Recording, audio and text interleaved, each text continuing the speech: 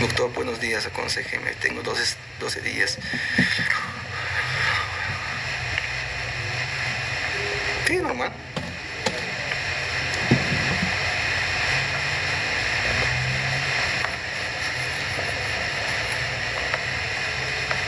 Normal Jessy, no tiene nada que ver. Ya, Doppler uterino, Doppler uterino alterado, Doppler anormal, ya. Estas son las características de una criterio de severidad. Hasta ahí, dudas, consultas, preguntas.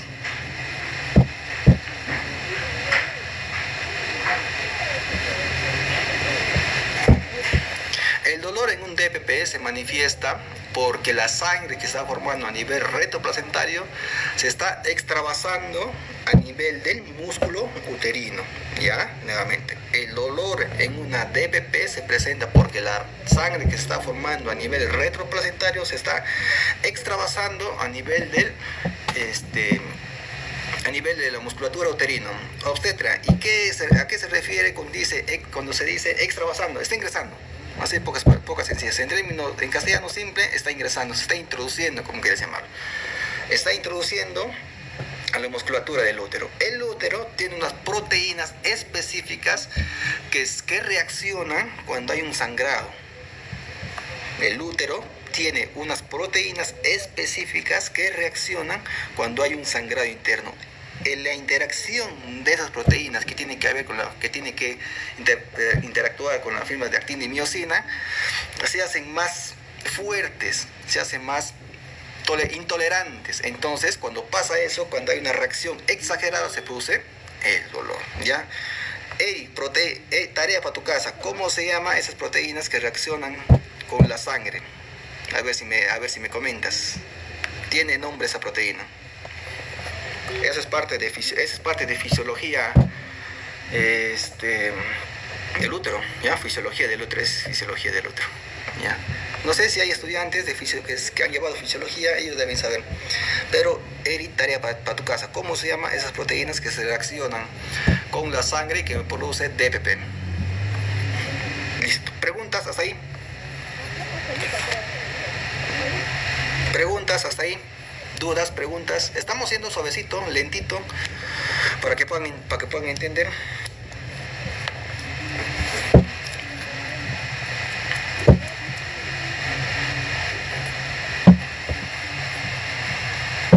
¿Preguntas hasta ahí? A la hipertensión gestacional, como la preeclampsia, se le denomina como trastornos, estadios transitorios. O estadios transitorios, ¿ya? Como quieras llamarlo, ¿ya? ¿Por qué se denomina de esta manera? Porque estos dos se van a resolver cuando ya finalice el embarazo. Una hipertensión gestacional desaparece cuando ya se finaliza el embarazo, ya sea por vía alta o por vía vaginal, ¿no?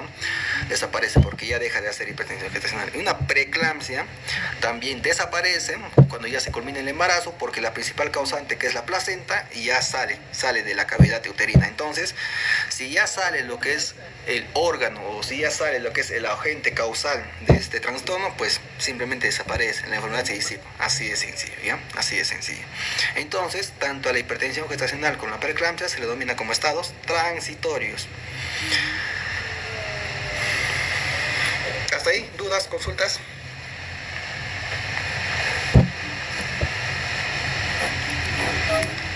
Complicaciones. Vamos con complicaciones. La principal complicación que se presenta, vamos a ver, la principal complicación es la eclampsia, ¿ya? Esto es más peligroso y espero que nunca les toque, porque esta es fea, esta es muy fea. A lo largo de mi carrera lo he visto 4 veces, ¿ya? 4 veces he visto preeclampsia. Es muy horrible, es fea. Sientes que el paciente se te muere en tus manos y no puedes hacer absolutamente nada. Es fea, ¿ya? Ojalá que nunca les pase eso. Complicación aguda de la preeclampsia, en la que se presenta convulsiones tónico-clónicas generalizadas, que se presenta hasta las 8 semanas post-parto. Por eso, una paciente que tiene preeclampsia, o una paciente que ha cruzado con eclampsia, se le tiene que hacer el seguimiento en el puerperio. Inclusive se le tiene que citar cada 3 días, cada 4 días se le tiene que hacer, no solicita la semana, ya, porque tiene que hacer un seguimiento. Si este paciente hoy está bien, se va de alta, mañana o pasado mañana puede que le convulsione en su casa, así de sencillo. Además, si ya no está tomando su medicamento antihipertensivo, más adelante voy a mencionar cuáles son los medicamentos antihipertensivos, te puede venir con una eclampsia desarrollada en el puerperio. También viene. Nunca he visto eclampsia en el puerperio, pero puede desarrollarse, ¿ya? Lo que sí he visto, inclusive en un parto que tuve expulsivo de una comunidad nativa, porque he trabajado en Atalaya también, entonces me llega un expulsivo y estamos ahí con el equipo completo y no tenía nada la gestante, y de la nada se empieza a subir su presión, le empieza a dar taquicardia, le empieza a sacar taquipnea, bradipnea y empezó a convulsionar. El bebé salió un poco deprimido el bebé por el mismo hecho del evento que está pasando, pero fue horrible, fue muy horrible. Esa paciente se la tuvo que derivar hasta Pucallpa, llegó esa paciente. Ya, síndrome de HELLP. Ya, el síndrome de HELLP es otra complicación severa, ya, que se produce de este trastorno. ¿Cómo lo vemos? Cuando hay una exquisitosis, ya, cuando hay un incremento de la LDH mayor a 600, cuando hay una hiperbilirubinemia mayor a 1.2, cuando hay elevación del TGO principalmente mayor a 70, enzimas hepáticas y una plaquetopenia. ¿Ya? Esto es básicamente por laboratorio. Inclusive he visto ya gestantes que tienen lo que es su laboratorio alterado, le sale alterado, pues la gestante está ahí, está tranquila, la gestante es como si no le pasara absolutamente, está tranquilita, ¿no? Inclusive ni siquiera se eleva la presión arterial, pero está alterado esto, hay una alteración, hay una plaquetopenia, el TGO ya está en 80, 90, y la gestante está ahí, ¿no? Esta gestante en cualquier momento se va a hacer una bomba de tiempo, sacarla inmediatamente. Inclusive,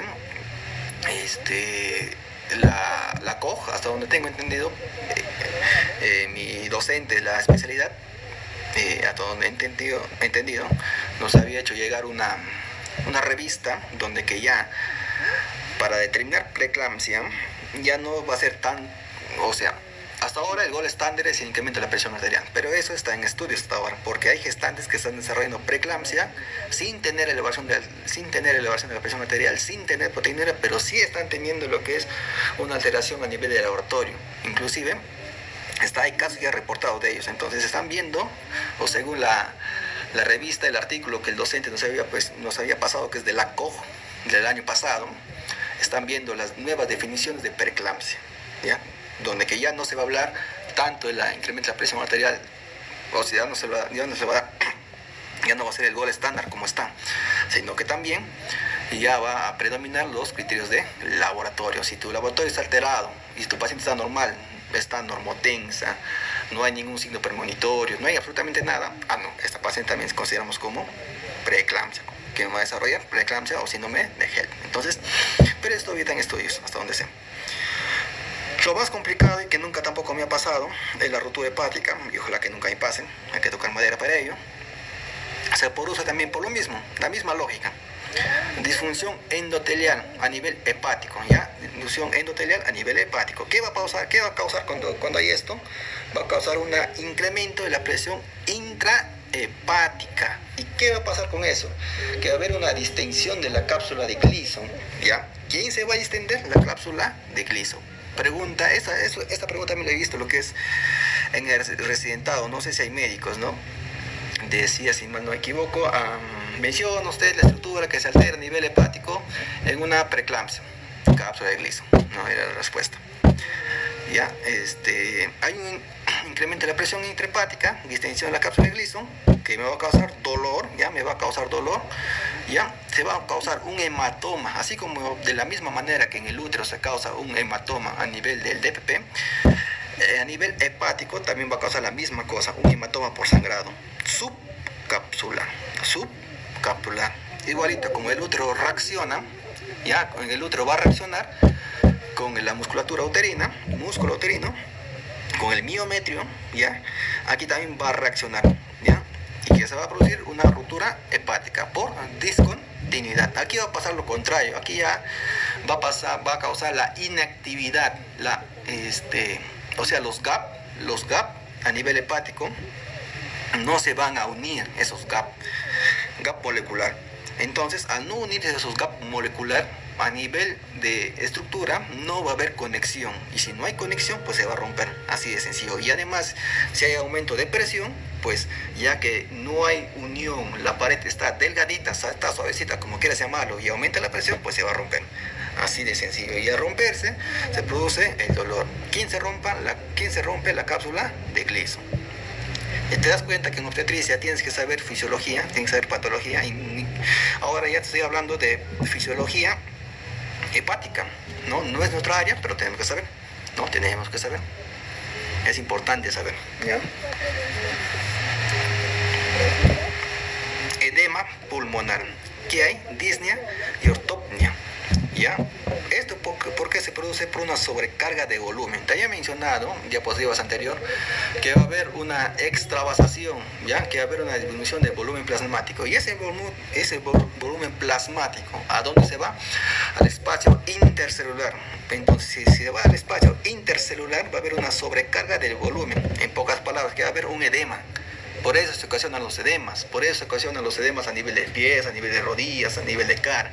Porque hay una extravasación a nivel extracelular. Por eso se produce el edema, ¿ya? Y a nivel pulmonar no es la excepción, ¿ya? No es la excepción, porque es un órgano blanco, ¿ya? Como tiene huecos, el pulmón es un órgano huecos, y cualquier líquido que tú disperses siempre va a entrar en un órgano hueco, siempre. Y el principal, o el órgano más grande hueco en el ser humano es el pulmón, pues este va a ser el órgano afectado. Por eso se va a producir el edema pulmonar, ¿ya? Por eso se produce el edema pulmonar. ¿Se me está entendiendo lo que estoy explicando en relación a la rotura hepática y el edema pulmonar? En realidad, como les había mencionado, esto tiene su explicación un poco más detallada, pero le estoy dando en grandes rasgos, como por qué se da. Sí, me están siguiendo la secuencia. Déjenme sus comentarios para poder saberlo.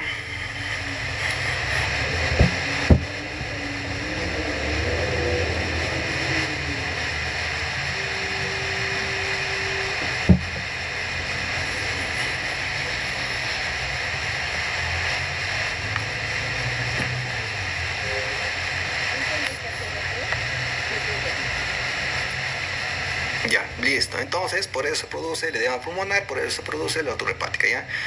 ¿Qué más? La falla renal. ¿Qué va a causar lo que es la falla renal? La necrosis tubular aguda. El glomérulo, en pocas palabras. No puedo agrandar más la imagen. El glomérulo. ¿Qué va a pasar con el glomérulo? El glomérulo es la estructura funcional del riñón. ¿Cómo se llama la estructura funcional del riñón? Glomérulo, ¿ya? Así se llama, ¿ya? La estructura anatómica, nefrón, ¿ya? Entonces, ¿qué va a pasar a nivel de esto? No va a haber lo que son una difusión facilitada, ¿ya? Hablando celular, de manera celular, a nivel celular. No va a haber una difusión facilitada. Y al no haber una difusión facilitada, ¿ya? Al no haber una difusión facilitada, esto va a causar que las células internamente se mueran porque están inactivos, no hay irrigación, no hay vascularidad, estén inactivos, y al no estar activos, pues no va a cumplir su función. ¿Cuál es su función? El discernimiento, ¿ya? Actuar como un filtro de la proteína. Pero si no está cumpliendo su función, porque no está llegando sanguíneo, porque está sufriendo de cierta manera, una alteración celular, pues va a dejar que la proteína pase, ¿ya? Va a dejar que la proteína pase, y esa proteína que va a pasar se va a ver reflejado en la orina.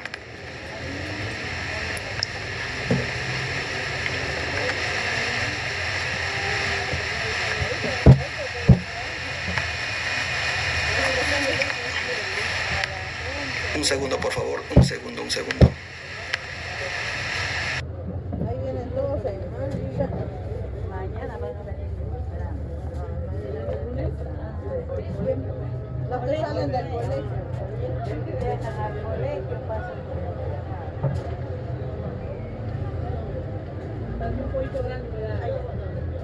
Entonces, al no cumplir la función, lo que es a nivel renal va a causar que pase lo que es la proteína. Entonces esa proteína lo vamos a tener en orina. Por eso la proteinuria va a ser un signo característico, porque a nivel estructural, a nivel funcional, el riñón está causando o no está cumpliendo su función. En pocas palabras, ¿qué me está causando? Una necrosis tubular aguda, porque no está cumpliendo su función. Las células que están ahí están muriendo, en pocas palabras. Están muriendo porque no le está llegando sangre. ¿Y por qué no le está llegando sangre? Porque hay un impedimento de la reducción del flujo. ¿Ya? Hemorragia cerebral, edema cerebral, amaurosis, ¿ya? ¿Qué más? Estas son las alteraciones principales que tienen que tener en cuenta una hemorragia cerebral, ¿ya? ¿Por qué se produce una hemorragia cerebral? ¿Ya? Porque la presión se aumenta, ¿ya? La presión se aumenta a nivel cerebral, porque hay incremento de la resistencia. Entonces, al haber una presión aumentada, ¿ya? La capa vascular se revienta a nivel cerebral y se produce la hemorragia. Emergencias hipertensivas, encefalopatía hipertensiva, desprendimiento de retina y morbilidad materna. Eso es la misma lógica, ¿ya? Porque hay un incremento de presión a nivel cerebral.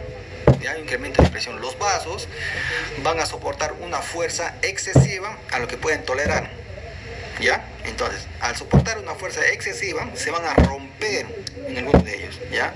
Un aneurisma se rompe y causa estas alteraciones. ¿Qué más? Desmetimiento prematuro de la placenta, ya te había dicho por qué, ya te había especificado. Retardo de crecimiento intraútero, obviamente, si hay flujo sanguíneo disminuido, pues el feto no va a crecer adecuadamente. ¿Y qué va a pasar a largo plazo? Se va a morir. Por eso, si tú ves que tiene Doppler alterado en el primer trimestre, tiene signos premonitorios y en el NST te sale reactivo y además tiene laboratorio alterado, posiblemente ese evito se va a ovitar, ¿ya? Se va a ovitar. Por eso, a las 36 semanas, exagerando 37, a una paciente con preeclampsia se le interviene cesárea, se le hace cesárea para evitar complicaciones. Hasta ahí, dudas, preguntas, consultas. Para pasar a esto es importante. Voy a tomar un poquito de agua, un minuto. Mientras tanto, déjame saber qué tal les parece la expo. Interesante, poco interesante. Hay cosas que quizás no sabían, hay cosas que están aprendiendo. Déjenme saber si son obstetras, si son estudiantes, si son internos, si son médicos, si hay licenciadas, ¿no? Déjenme saberlo.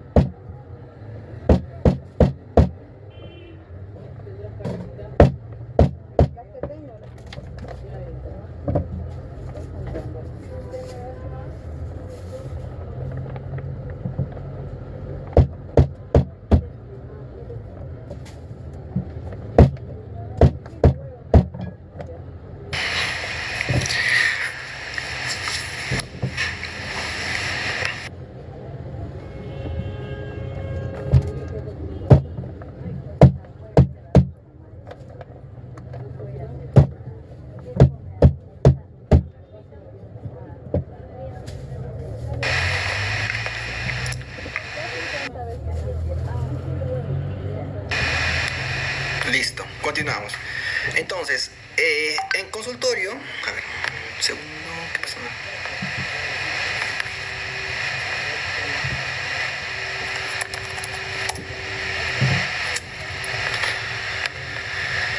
Ya, listo. En consultorio hay cosas que debemos hacer sí o sí. El test de rodamiento, ¿ya? El test de rodamiento. Ya te hablé de patología, ya te hablé de fisiología. Ahora vamos a ver la parte funcional, ¿ya? Lo que vamos a hacer.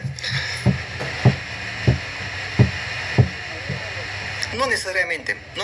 Si hay una alteración de preeclampsia, no necesariamente termina en cesárea, pero sí se evalúa lo que es la... Un segundo. Me están escribiendo. Ya, esto lo hago luego. Listo. No necesariamente, ¿ya? Si una paciente tiene preeclampsia, ya, preeclampsia puede terminar por parto por cesárea, parto vaginal, pero siempre tiene que elegirse la mejor vía.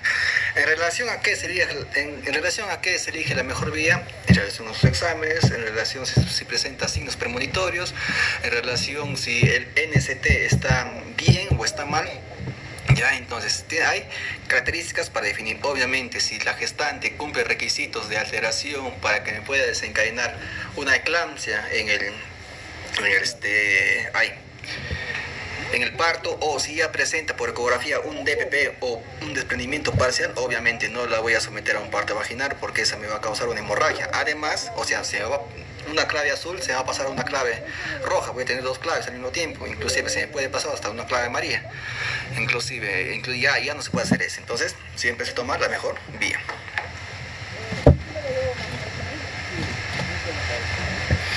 A la semana ya te sale si estás o no estás embarazada, así de sencillo. Listo, vamos con té de rodamiento, ¿ya? ¿Entre qué semanas se utiliza el té de rodamiento? Entre las 28 y 32 semanas. ¿Esto para qué me sirve el té de rodamiento? Para determinar precozmente si la paciente tiene riesgo de hacer preeclampsia, ¿ya? ¿En qué consiste? En medir la presión arterial y definir cuánto es su incremento en relación a su basal. Listo. ¿En qué consiste? Como se veía nuevamente, en tomar la presión arterial entre las 28 y 32 semanas y definir si hay un incremento de la presión arterial diastólica o un incremento de la presión arterial media. ¿Esto para qué me sirve? Para definir precozmente si esta paciente se puede convertir en una posible candidata de eclampsia, ¿ya? ¿En qué consiste? En colocar a la paciente de cúbito dorsal izquierdo, ¿ya? Cúbito dorsal izquierdo, le tomo la presión, calculo la presión, le pongo otra vez el cúbito dorsal, le vuelvo a tomar a los 5 minutos y le tomo la presión nuevamente. Dejo que descanse 5 minutos y le tomo la presión nuevamente. Listo. Si hay un incremento mayor a 15 milímetros de mercurio de la diastólica, estamos hablando de posible hipertensión, preeclampsia, ¿ya? Entonces, ¿qué se hace con este tipo de paciente? Seguimiento más exhaustivo, ¿ya? Tengo que tener más en cuenta la medición correcta de la presión arterial, tengo que tener control más estricto, ¿ya? De la proteinuria, de la creatinina, ¿ya? Tengo que ver cuánto está ganando de peso, tengo que ver cuánto es el crecimiento uterino, tengo que ver si me presenta signos premonitorios como dolor de cabeza, cefalea, tinitos, escotomas, no sé si se hinchan los pies, edema, si tiene dolor hipogástrico, ¿no? Esas cositas ya me tienen que estar en mi mente para esos pacientes, ¿ya? Porque ya hay una alteración a nivel de la presión arterial, ¿ya? Tengo que sacar la presión arterial media. ¿Cómo saco la presión arterial media? La presión sistólica más 2 veces la presión diastólica, entre 3 más la presión diastólica. Aquí tengo el resumen. Si mi presión arterial es mayor a 85, ojo, pestaña y ceja con esa paciente. Tienes que tener más cuidado, más controlada a tu paciente, ¿ya? ¿Está bien? ¿Quedó claro este té de rodamiento? ¿Quedó claro? ¿Sí me deja entender?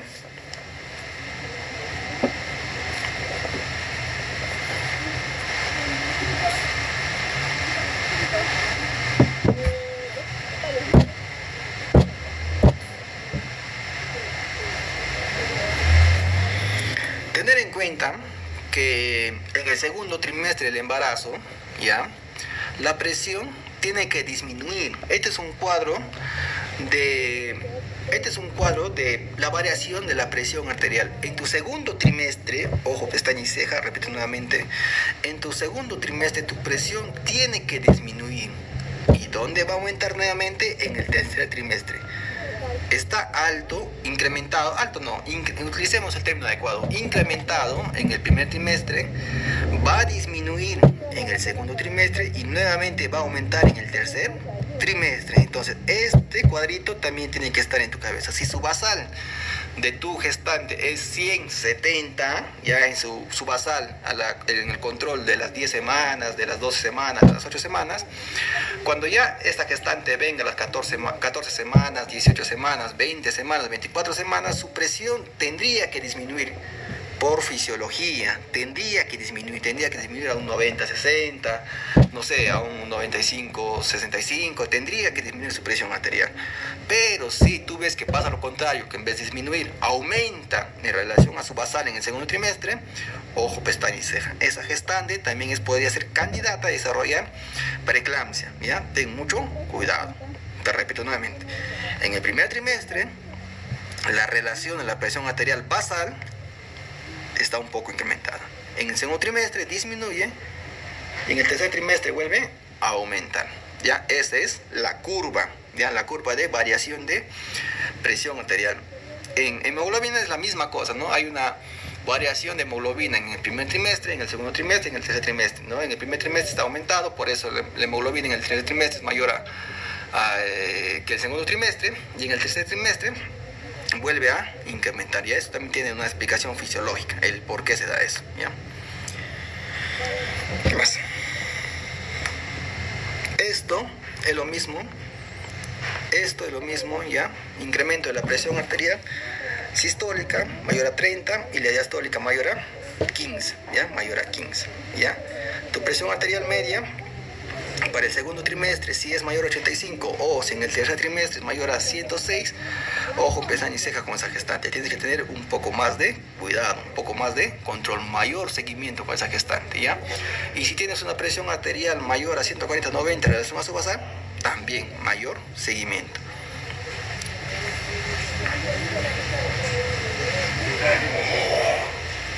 Si se mantiene no hay ningún problema.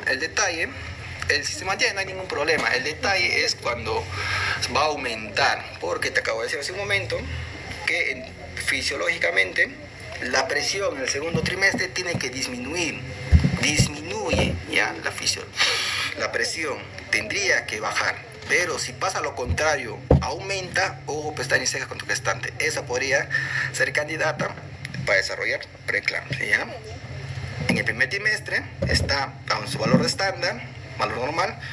En el segundo trimestre disminuye, ya. En el tercer trimestre aumenta nuevamente. Eso es la curva de la presión arterial, ya.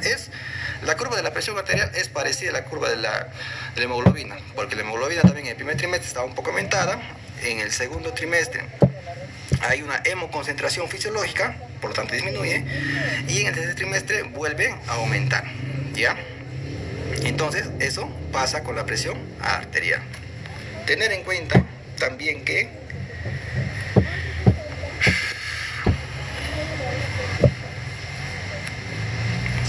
se me está congelando la imagen.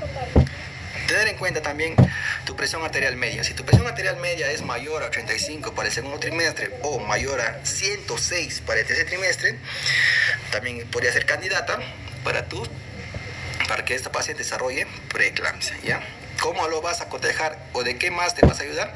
De sus signos premonitorios. Te vas a ayudar de sus exámenes de laboratorio. Te vas a ayudar de su NST, ¿ya? Y te vas a ayudar principalmente de tu examen físico, ¿ya? Porque la obstetra en cada control hace un examen físico. Cuando viene tu gestante, no solamente es ya échate, te tomo la presión, échate, te tomo la frecuencia cardíaca fetal, te mido la altura uterina, te pregunto cómo estás durante la semana, te doy tu ácido fólico y chao, desaparece. No, eso no es un control prenatal, eso es cualquier cosa menos un control prenatal, ¿ya? Entonces, con nosotros como obstetras tenemos que ser más rigurosos, porque en realidad el diagnóstico de la presión arterial nosotros lo hacemos en primer instante, porque el gineco no está en contacto, el ginecólogo, el especialista, el médico no está en contacto permanentemente con la gestante, ¿no? Nosotros estamos en contacto, ¿no? Porque vemos la historia clínica, revisamos cuánto tuvo en su control anterior, ¿no? Con cuánto inició, con cuánto de peso inició en su primera atención prenatal, con cuánto de presión inició. Esas cositas nosotros le evaluamos, ¿ya? Nosotros le evaluamos y podemos darnos cuenta, ¿ya? Entonces, la atención prenatal tiene que ser un poquito más exhaustiva en ese caso, ya un poco más exhaustiva, porque a veces dice, pero la gestante estaba normal, no venía normal a su control, no presentaba ningún tipo de alteración ni nada por estilo, pero revisaste cómo estaba en sus controles anteriores, revisaste quizás si el colega anterior que le revisó o que le evaluó puso alguna observación, revisaste si sus laboratorio del mes pasado, revisaste si la colega puso en observaciones, ¿no? Si tiene algún edema o algo, no, revisa esas cositas. Entonces es importante hacer eso, ¿no? Es importante ser un poco minuciosos en eso.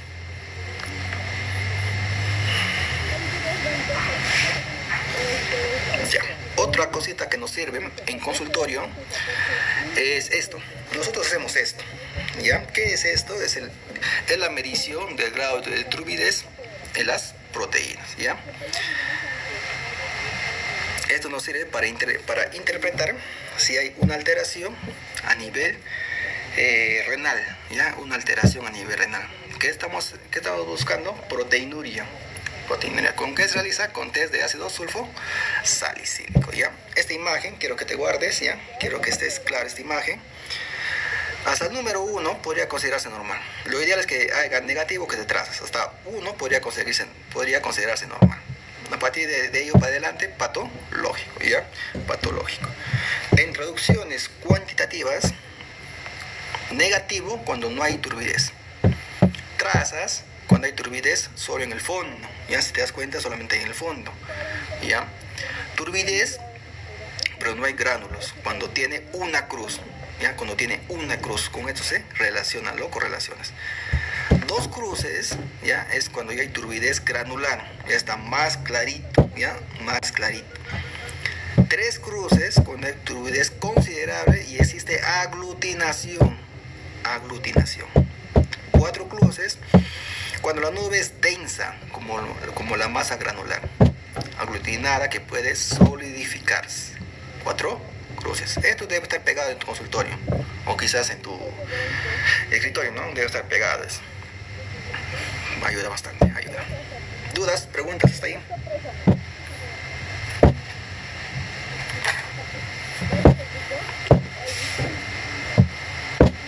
Déjenme saber qué les parece la expo. Entendible, no entendible, muy rápido, muy despacio. Quizás están aprendiendo cosas nuevas que no sabían. Como lo vuelvo a manifestar hace un momento, la obstetricia es bastante amplio. La obstetricia en control prenatal es bastante amplio, ya, porque tienes que saber muchas cosas, ya. Cuando viene una gestante a su control, en tu cabeza ya están múltiples opciones. No, esta gestante con que me viene, a la evaluación que estoy encontrando, y al final de mi evaluación, con qué se está yendo, ¿no? Tengo que saber un poco de fisiología, tengo que saber fisiología, patología, tengo que saber de anatomía de órganos, tengo que saber de alteraciones, tengo que saber con qué se relaciona, qué órgano con qué órgano se relaciona, tengo que ver los balances, lo bueno y lo malo. Entonces, la obstetricia es bastante amplio, ¿ya? Y en el poco tiempo que llevo como obstetra, la obstetricia es bastante amplio, bastante, y más interesante de lo que pueden imaginarse. Listo, ya, manejo en consultorio. Chicos, ya vamos más o menos 2 horas de live. Hemos tratado lo más básico a lo más complicado, de cierta manera. Ya continuamos. Ya se aburrieron, ya se cansaron.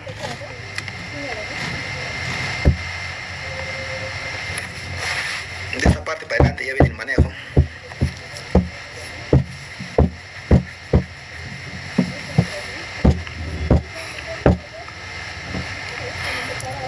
Déjenme sus regalitos, sus tap, eso también ayuda bastante.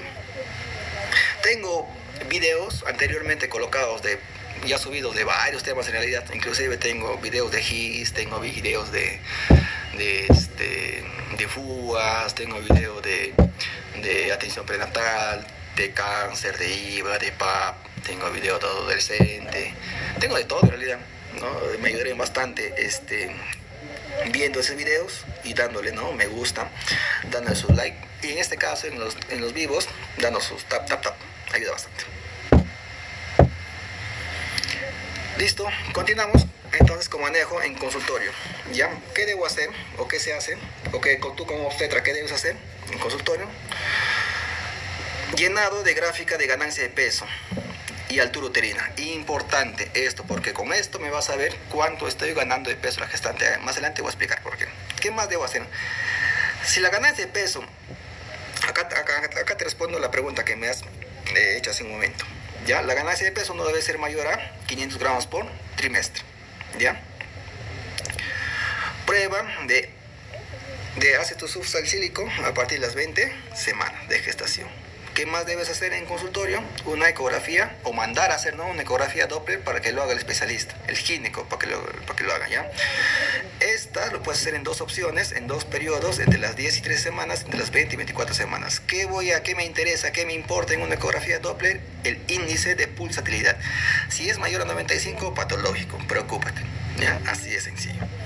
Elevación de la presión arterial, ya lo que te había explicado hace un momento, la relación de la presión diastólica y sistólica, el test de rodamiento, ya entre la semana 28 y 32, ya, y solicitar exámenes nuevamente entre las 28 y 32, o sea, su segunda batería, ya, segunda batería, hacer un contraste entre la primera y segunda batería. Ojo, siempre educar a la gestante también para que se realice la muestra como debe ser, ¿no? Indícale, ¿sabes qué, señora? Para tu examen de laboratorio, es la primera muestra de la mañana, la primera orina de la mañana, a chorro medio, lo más limpio posible, para que pueda salir una buena muestra, porque si la muestra también está inadecuada, tu resultado también va a ser inadecuado, ¿ya?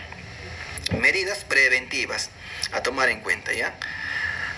Ácido acetil salicílico, ya se recomienda 100 microgramos, ya, hasta 150 te había mencionado hace un momento, ya, pero se puede dar 100 a 150 miligramos. Aspirina, en pocas palabras, todos los días desde las 12 semanas, ya, todos los días las 10 semanas, antes de las 16 semanas, hasta las 34 semanas de gestación.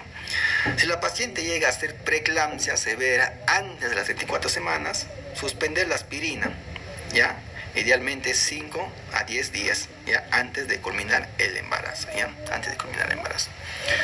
Calcio, se recomienda la ingesta de calcio por día a partir de las 14 semanas de gestación. Ya, esas cositas lo tenemos que hacer como tema preventivo. Aquí te pongo dibujitos de cómo se toma la presión arterial, ya. La paciente sentada, ya tiene que estar sentada en reposo de 5 minutos, evitar cualquier actividad muscular. 5 minutos sentada en reposo, desde que llega a tu consultorio, ¿ya? ¿Qué más? La medición debe ser sin que la paciente tenga ningún malestar, que esté tranquila, ¿ya? Que esté tranquila la paciente, que haya orinado, ¿ya? Que ya haya ido al baño y que no esté con necesidad de defecar, porque estas cositas también incrementan lo que es la presión arterial, ¿ya? ¿Qué más? La presión tiene que tomarse con una ropa que impida o que el brazo esté comprimido. ¿Ya? ¿Cómo voy a tomar? ¿Qué dice aquí?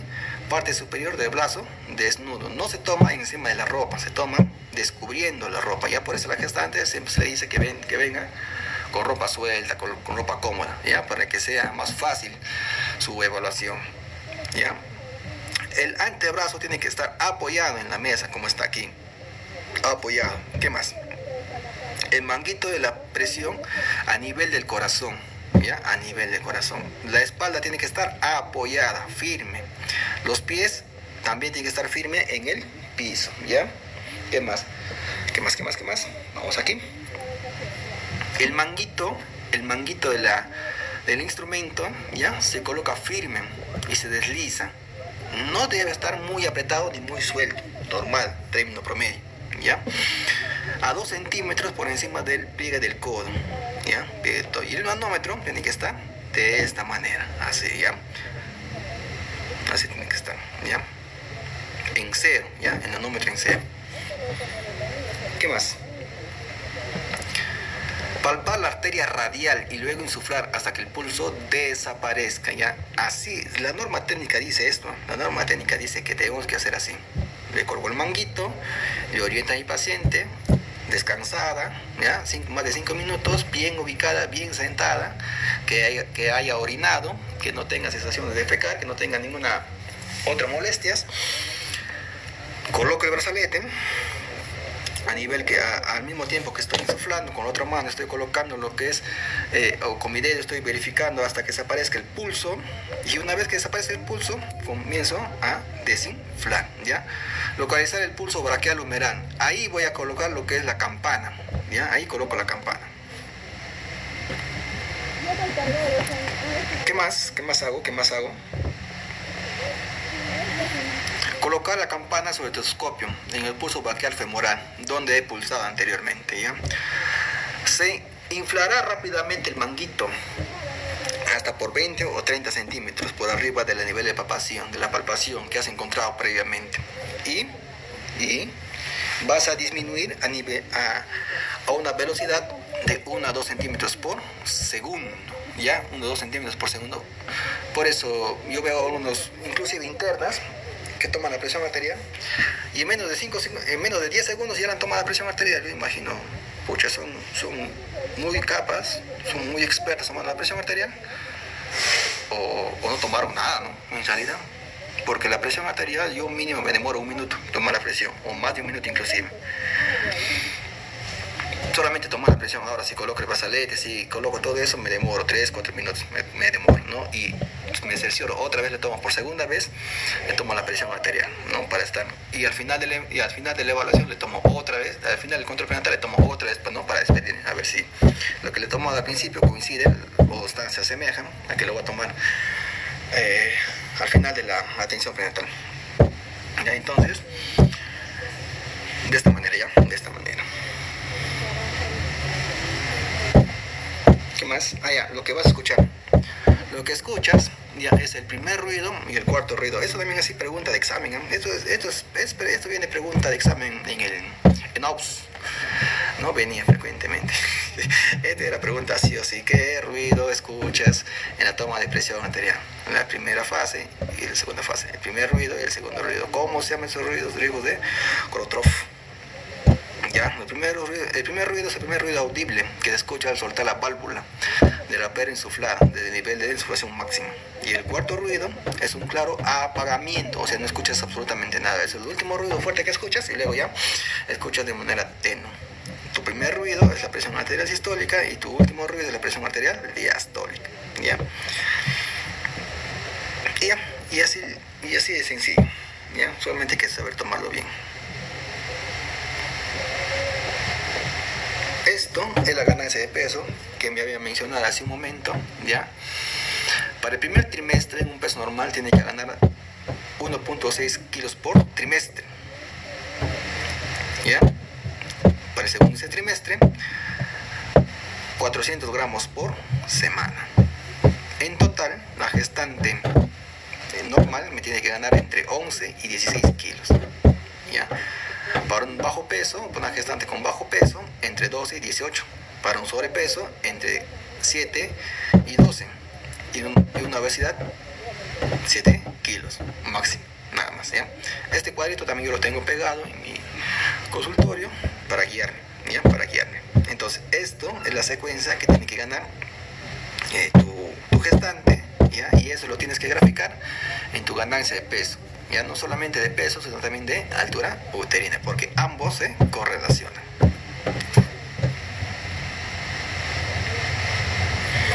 Evaluante, importante evaluar la presencia de edemas. Ya recuerda que edemas hasta los miembros inferior, una cruz, edemas, 2 cruces, abdomen y manos.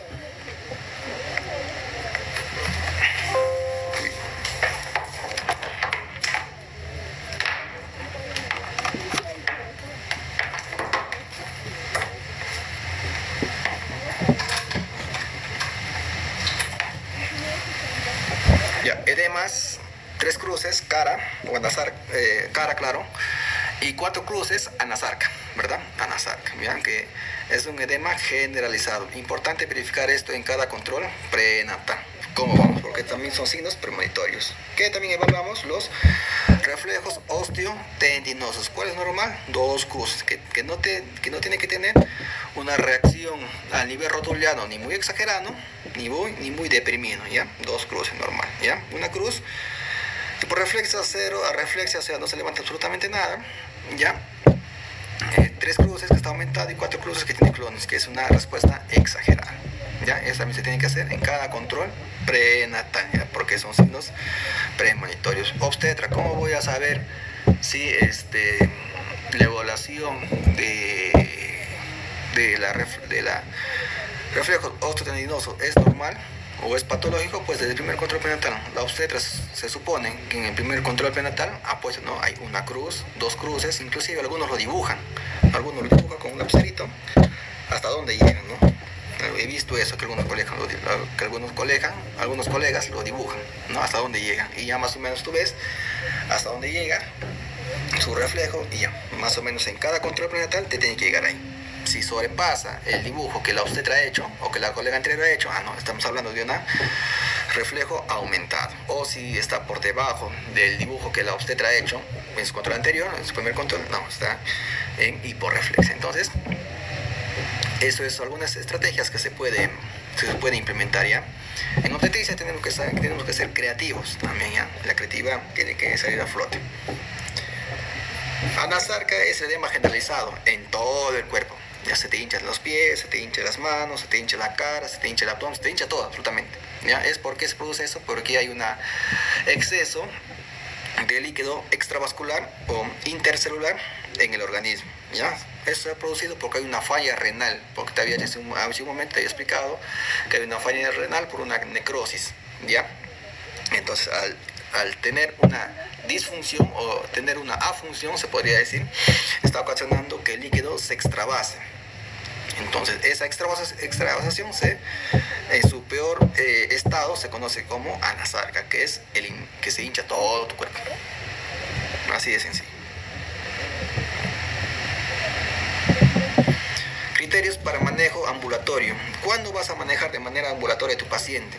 Cuando tiene una presión arterial no mayor a 140-90, proteinuria menor a 300 miligramos por laboratorio, ausencia de síntomas de severidad, recuento de plaquetas mayor a 150.000, ausencia de ioneno blanco, hay bienestar fetal conservado, o sea, tu NST sale normal, y la gestante está cómoda, ¿no? No tiene ninguna sintomatología, esta semana su metildopa sin ningún problema, está viniendo a su control de manera seguida, no es paciente irresponsable, ¿no? De una cierta manera. Entonces, este tipo de pacientes le puede dar un manejo ambulatorio.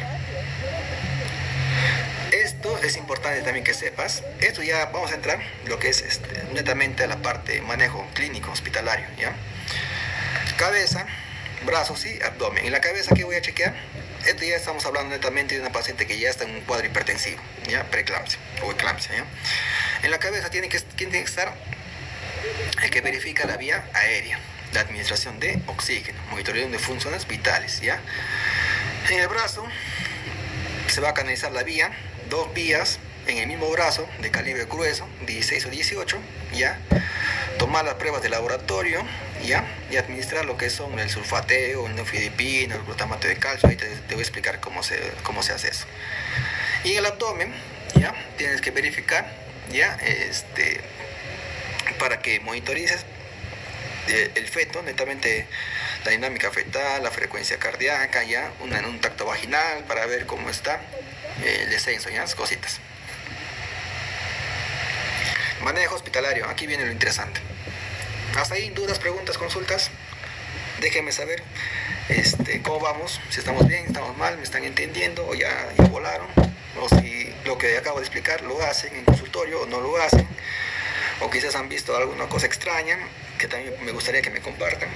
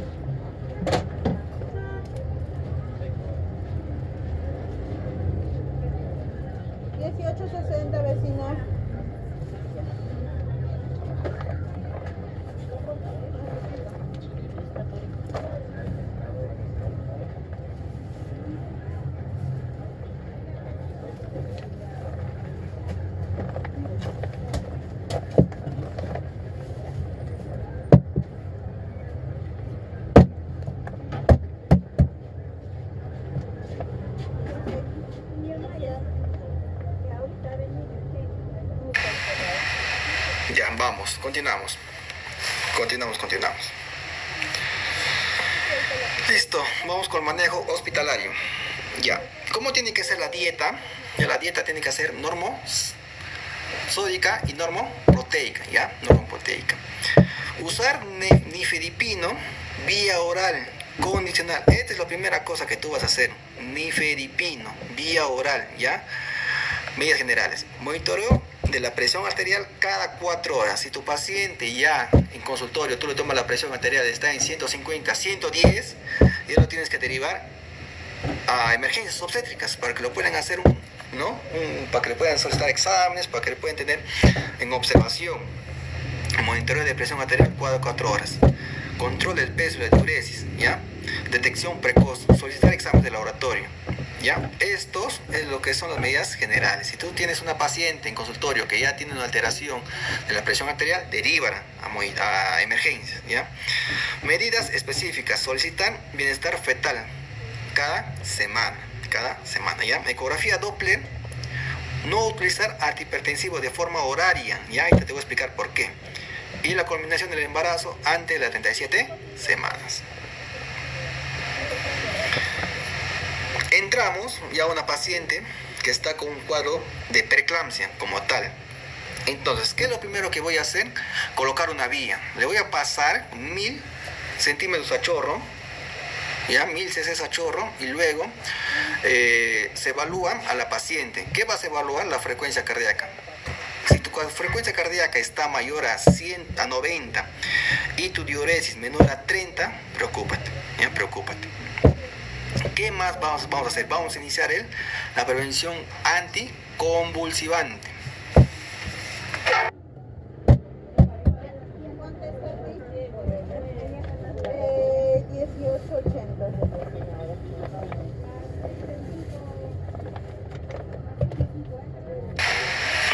Vamos a iniciar la prevención anticonvulsivante. ¿Cómo es esto?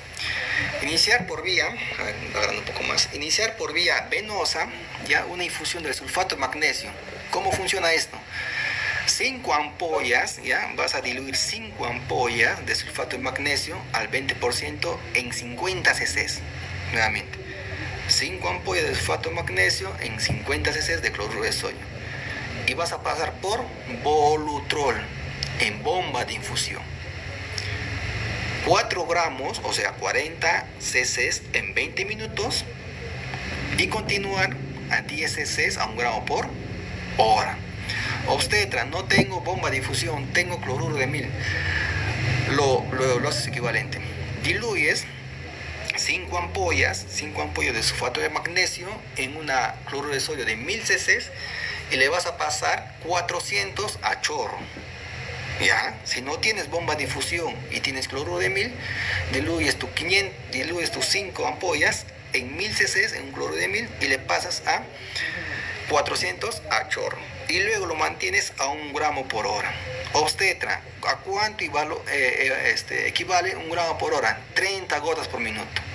En 30 gotas por minuto está 1 gramo por hora. ¿Ya? Está 1 gramo por hora. Así de sencillo. ¿Ya? En caso de eclampsia, se administra 4 gramos, o sea 40 cc en 20 minutos. Y se continúa a 2 gramos por hora. Si te das cuenta, aquí es el doble de la dosis, ¿ya? El doble de la dosis. Ante la posibilidad de que no haya podido establecer una vía, o sea, no la hayas podido canalizar, se puede aplicar sulfato de magnesio intramuscular en la nalga, una ampolla. ¿Cuánto? 2 ampollas, ¿ya? 4 gramos de sulfato de magnesio. Y esto lo puedes repetir cada 4 horas. Si no conseguiste poner lo que es una vía endovenosa, pues le puedes administrar 2 ampollas intramuscular, ¿ya? Si convulsiona mientras se le administra sulfato de magnesio, administrar 2 gramos, o sea 20 cc, en 10 minutos de manera lenta. Y luego 2 gramos por hora, ¿ya? 2 gramos por hora. Si 1 gramo es a 30 minutos, si 1 gramo es a 30 cc, 2 gramos será a 60 cc, ¿ya? Si hay signo de intoxicación, ya, si hay signo de intoxicación, o sea, en pocas palabras, hay arreflexia y hay una disminución de la frecuencia respiratoria, vas a clausurar, vas a descontinuar la infusión. ¿Y qué vas a colocar? Glutamato de calcio. ¿Ya? Glutamato de calcio. ¿Cuánto de glutamato de calcio? Una ampolla diluido en 50 cc.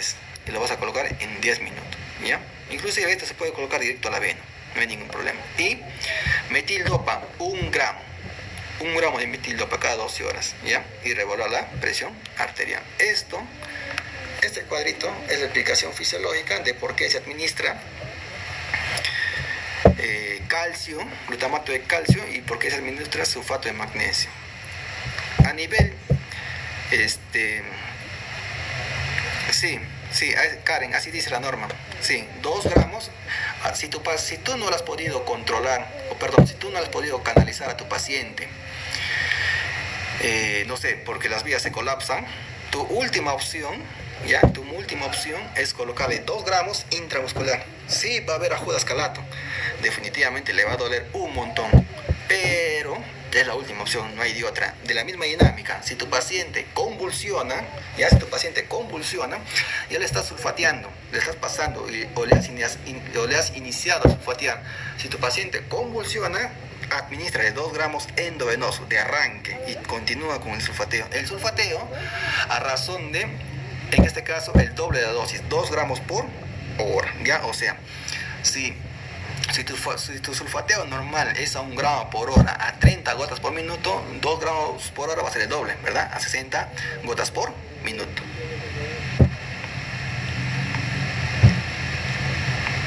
No, esas 5 ampollas lo tienen que pasar en 24 horas.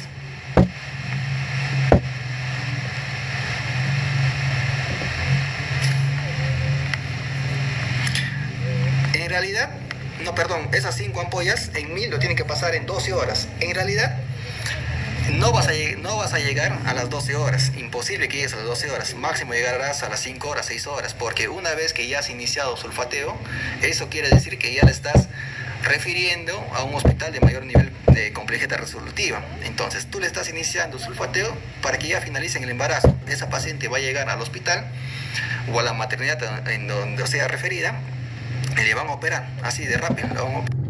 Mira, no hay forma de mantener a esa paciente sulfateada más de 8 horas, más de 10 horas, no hay forma, imposible.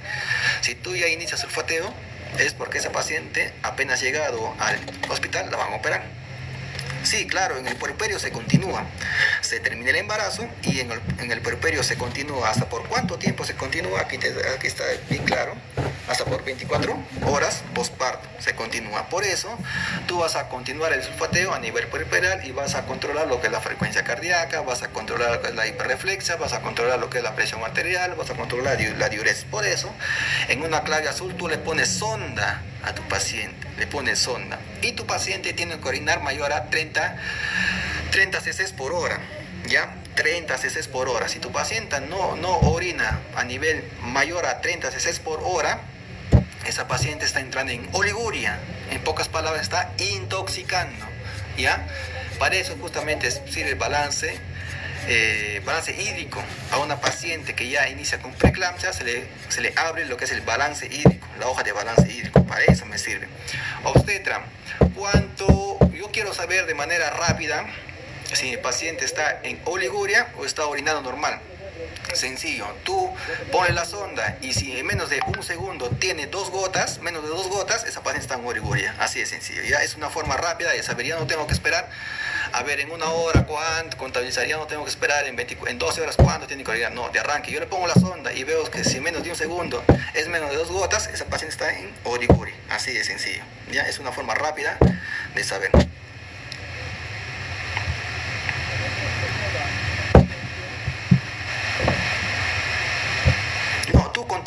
Continúas, porque si tú le has iniciado su sulfateo a las 8 de la mañana y la han operado a las 10, pues eso te va a durar hasta la tarde. Te dura. Eso de continuar hasta por 24, ahí te dice bien claro, hasta 24 horas. Ahí no te dice continuar por 24 horas, o sea, no te dice tú vas a terminar a 24 horas, no. Ahí te dice hasta por 24 horas, ¿ya? Entonces, ¿eso quién lo evalúa? Lo evalúa el especialista. Si el especialista cree conveniente que se tiene que seguir sulfateando, se continúa sulfateando en base a sus exámenes, en base a sus a nivel de evaluación de la paciente, se sigue continuando con el sulfateo. Pero si el especialista menciona que ya no es necesario porque ya la paciente se está normalizando su presión arterial, el nivel de plaquetas se está volviendo normal, ya no tiene creatinina en examen laboratorio o ha disminuido, ya no tiene signos premonitores que anteriormente tenía, pues el gineco fácilmente puede decir, ¿sabes qué? A nivel de puerperio solamente termínele su sulfato de magnesio o en su defecto suspende el factor de magnesio y solamente es con monitorizar presión arterial, monitorizar diuresis y nada más. Está en las competencias del gineco hacer eso, ¿no? Evaluar, por algo es el especialista.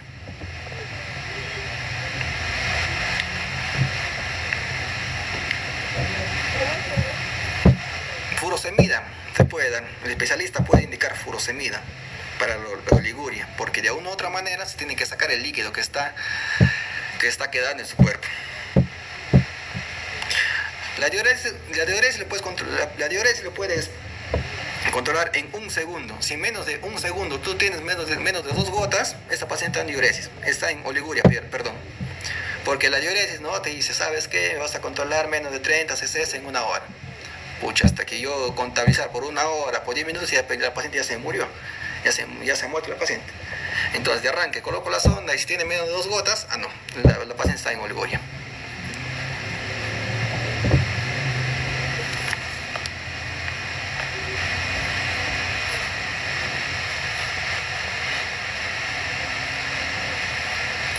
Eso es en el minuto 20, ¿ya? En el minuto 0.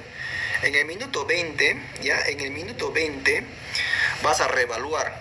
O en el minuto 20 ya estás refiriendo a tu paciente a un nivel de mayor complejidad resolutiva. Entonces, ¿qué vas a monitorizar? La presión arterial. Durante la administración de sulfato de magnesio se deberán realizar los siguientes controles: ojo, pestaña y ceja. Dame tu tap si la espota que te gusta. Acá se pone interesante, ¿ya?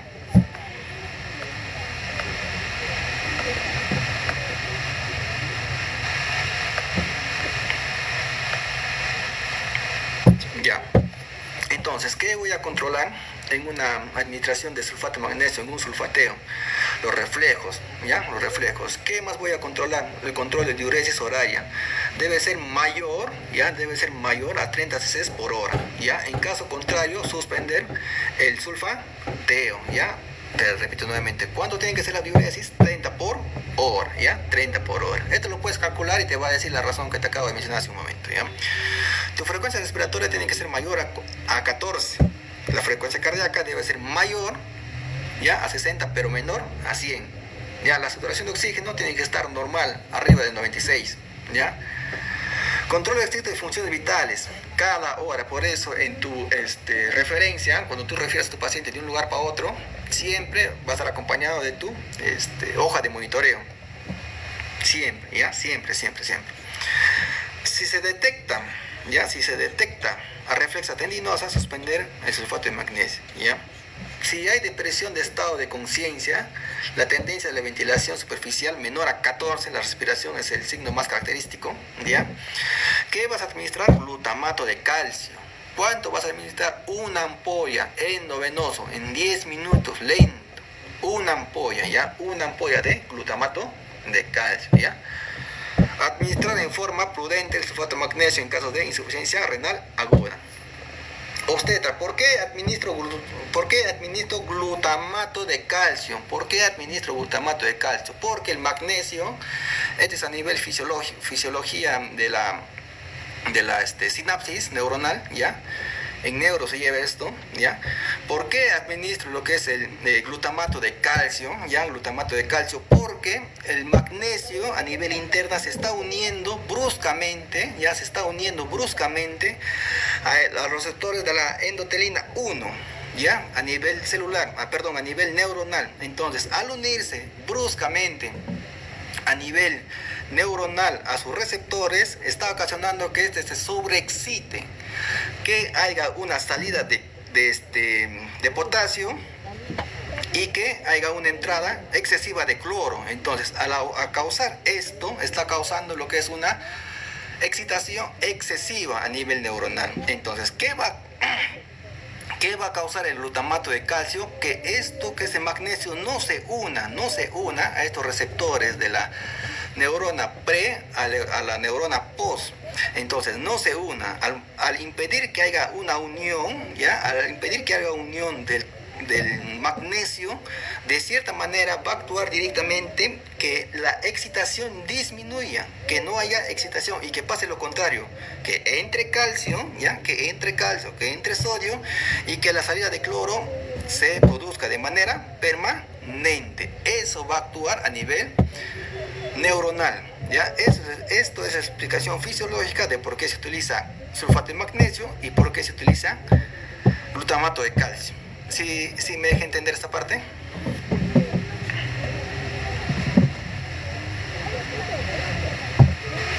Por eso es que la paciente convulsiona, porque está viendo una sobreexcitación, ¿ya? Está viendo una sobreexcitación a nivel neuronal, ¿ya?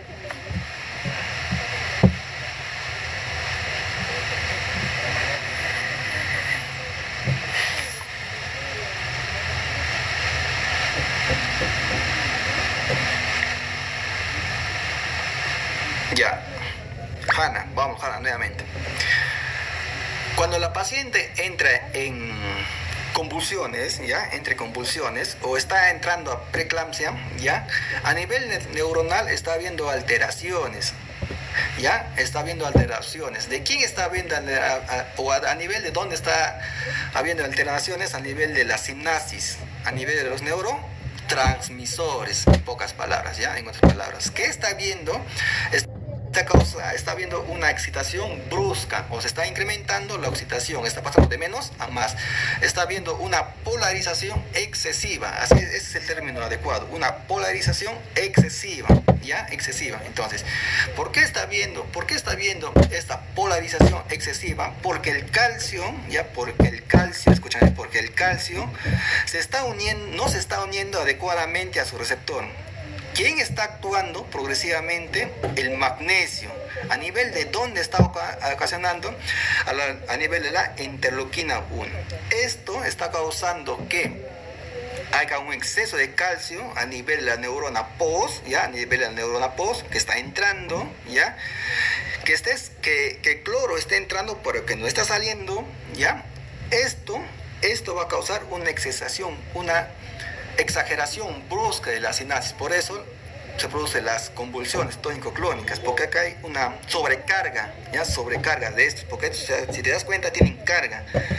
El potasio es positivo y el cloro es negativo. ¿Qué pasa cuando el cloro entra y el potasio no entra? Hay una sobrecarga neuronal. Entonces, al haber una sobrecarga hormonal, está habiendo una polarización excesiva. No está viendo una polarización o repolarización, sino está viendo una polarización, pero no está viendo una repolarización. Entonces, ¿cuál va a ser su chamba? ¿Ya? ¿Cuál va a ser su chamba del sulfato de magnesio? ¿Cuál va a ser su chamba del sulfato de magnesio? Impedir que esto se una, que la unión del calcio se una con su receptor, que llegue ante el trilo 1 e ingresen. Esto va a ser su chamba del sulfato de magnesio, impedir, en pocas palabras. Pero si el magnesio está entrando de manera muy brusca, está entrando de una manera muy exagerada, va a causar que pase lo contrario, va a causar que entre potasio, pero que no entre calcio ni entre cloro. Esos van a quedar afuera, solamente que entre potasio. ¿Y qué pasa cuando entre potasio? Pues no va a haber una polarización neuronal post, solamente va a haber una polarización neuronal pre. Al no haber una polarización neuronal post, pues los reflejos osteotendinosos, que es la característica más común, o la hiperreflexia, ¿ya? Entonces, ¿quién entra a tallar ahí? El glutamato de calcio. El glutamato de calcio entra a tallar, administra el glutamato de calcio. El glutamato de calcio se une con los receptores. Esto se suelta a los neurotransmisores y otra vez se vuelve a su valores lo que es el calcio, entra lo que es el sodio, entra lo que es el cloro y el potasio sale. Eso es la explicación fisiológica de la administración de sulfato de magnesio y glutamato de calcio.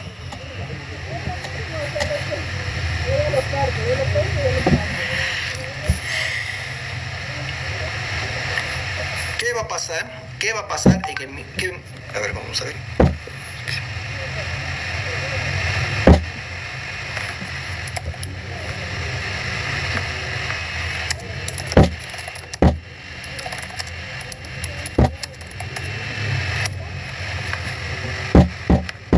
Ya, ¿qué va a pasar en el minuto 20? Ya, voy a reevaluar a la paciente. Tener en cuenta todas las cositas que te había mencionado hace un momento, ¿ya? Tener todo en cuenta esto para la administración de calcio y sulfato de glutamato de calcio. Uso de antihipertensivos, ¿ya? Metildopa, ¿ya? Metildopa es el principal antihipertensivo que se debe usar. 1 gramo vía oral cada 12 horas. A la par que tú le estás iniciando el sulfateo, ya le estás dando nifedipino vía oral y le estás dando metildopa vía oral. La principal diferencia es que el nifedipino le vas a dar como máximo 2 dosis, 3 dosis como máximo, aunque aquí lo puse por 5 dosis, pero 3 dosis como máximo, ¿ya? Porque si no te puede causar una hipotensión, vas a pasar de una hipertensión a una hipotensión y eso también es grave, ya puede deprimir al paciente. Por eso vas a dar nifedipino como dosis única o dosis de ataque y lo vas a complementar con metildopa. Este metildopa sí se da a dosis oral a 1 gramo a 1 gramo cada 12 horas, ¿ya? Esto es el medicamento antihipertensivo de mantenimiento, ¿ya? Se debe tener precaución de la asociación del sulfato de magnesio, puede producir mayor hipotensión. Por eso te decía que al mismo tiempo que estás iniciando el sulfateo, estás dando nifedipino, estás dando metildopa, pero el nifedipino lo vas a dar como dosis de ataque. ¿Y quién me va a servir como dosis de mantenimiento? El metildopa, ¿ya? No se administra las IECAS, ¿ya? No se debe administrar, ¿ya? Están contraindicados. Por eso el ibuprofeno no se le da, ¿ya? No se le da a la preeclámptica, no se le da, ¿ya?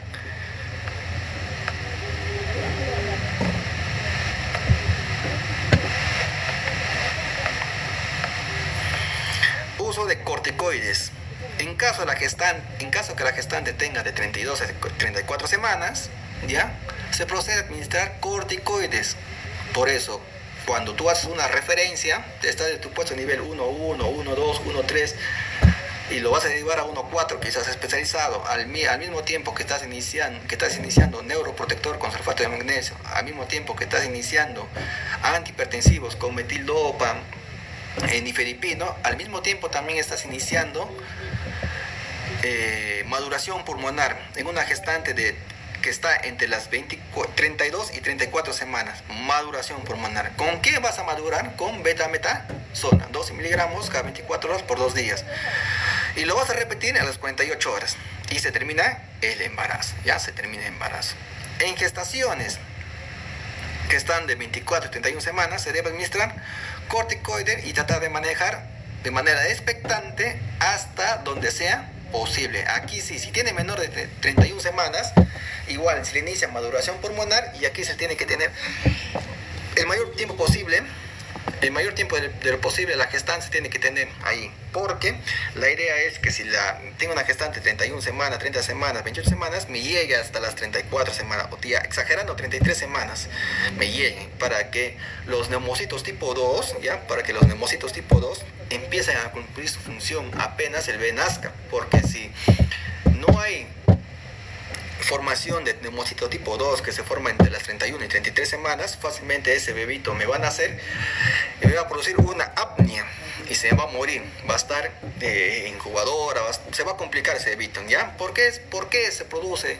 ¿Por qué se administra lo que es betametasona entre estas semanas de 32 a 34? Porque el neumocito tipo 2, ¿ya? El neumocito tipo 2 va a terminar su formación entre estas semanas. Por eso se administra betametasona, que es su maduración pulmonar. Esa es la explicación, ¿ya? A veces no sabemos, o le preguntas y nos agarran en frío, ¿no? Y no sabemos responder por qué se administra betametasona, ¿ya? Por la presencia de neumocito tipo 2 que están inmaduros, ¿ya? Y si mi gestante es menos de 31 semanas, lo que tengo que hacer es igual sulfateo, nifedipino, antihipertensivos, valoración pulmonar y mantener la gestación hasta donde sea posible, hasta donde llegue. En el minuto 60 ya estoy definiendo en qué caso estoy, si estoy con daño o sin daño de órgano, para que sea terminación por vía alta o por vía vaginal. Obviamente, si tiene daño de órgano, no la voy a someter a un trabajo de parto, imposible, le voy a matar a ese paciente. Mejor que sea por vía alta. Si acaso A o B, esa paciente tú consideras que te puede tolerar un trabajo de parto, si no hay signo de desprendimiento placentario, si no hay DIP 2, si no hay DIP 3, si el trabajo de parto ya está arriba de 7 centímetros, o si ya está en expulsivo, o si tu paciente tiene criterios y no te va a llegar a tu central de referencia, pues atiende el parto, ya, siempre verificando ello. En gestante de 32 a 34 semanas, valoración pulmonar, precanto severa con evidencia de daño de órgano, evitar la crisis hipertensiva, ya, signos premonitorios, siempre tener en cuenta ello, daño de órgano, ya, verificar siempre el bienestar fetal, inclusive con tu Doppler, ya, con tu Doppler de mano, ya tú puedes verificar lo que es la bienestar fetal, porque si tú auscultas, ya, al feto, y notas que hay una variación de la frecuencia cardíaca fetal en más de 15, en tu mismo Doppler, por ejemplo, está marcando 38, 40, y de golpe disminuye a 20, a 18, a 16 y otra vez aumenta, no. Esta paciente me está causando lo que es una insuficiencia placentaria, posiblemente una DBP por un daño de órgano, y no me va a tolerar un trabajo de parto. Imposible, ¿no? Cesárea, de arranque, ¿no? Inclusive ahí ya te puedes dar cuenta, ¿no? Sin la necesidad de utilizar lo que es un monitoreo como tal, ¿no? Auscultando de manera consecutiva, de manera continua, ya te puedes dar cuenta del incremento o descenso de la frecuencia cardíaca fetal.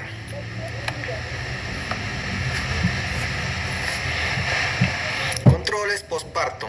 ¿Qué debemos hacer en un postparto? Monitorizar frecuentemente los signos vitales, ya, hasta las pasadas 24 horas, ya, control del laboratorio, continuar con nifedipino, ya, con metildopa, ya, continuar con metildopa, ya, en el puerperio. Si en caso A o B se altera nuevamente la presión arterial, nifedipino, ya, nifedipino, y si se mantiene la presión arterial nuevamente, ya son por otras causas, ya, porque la gestación ya no fue, entonces puede ser que sea complicado con otras cosas, ya puede pasar a ser una hipertensa crónica, que tiene que estar controlada de por vida, ¿ya?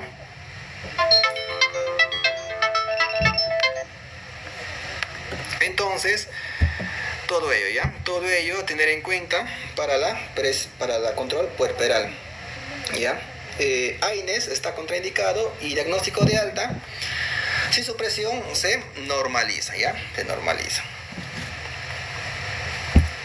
Y listo, eso es todo, compañeros, colegas, en relación a trastornos hipertensivos. Hemos terminado con clave azul. Ahora la otra semana ya vamos a empezar con clave amarilla. Vamos a hablar un poco de ITU, vamos a hablar un poco de síndrome del flujo vaginal para iniciar a clave amarilla. ¿Dudas, preguntas, consultas?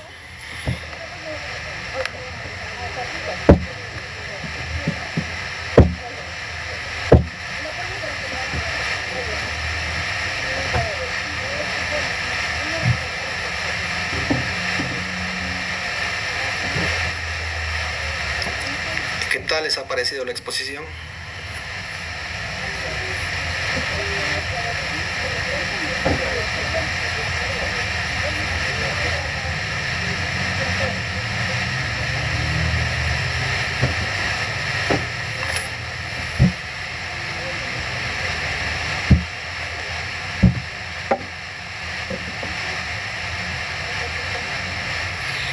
El tramadol es para el manejo del dolor, igual que paracetamol.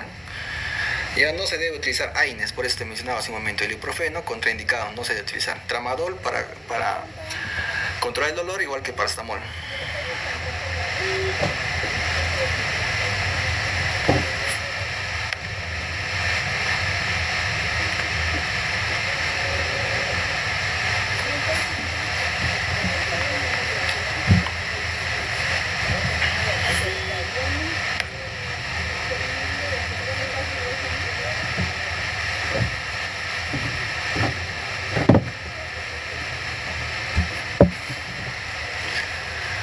Sí, normal, siempre subo fragmentos del resumen, para, le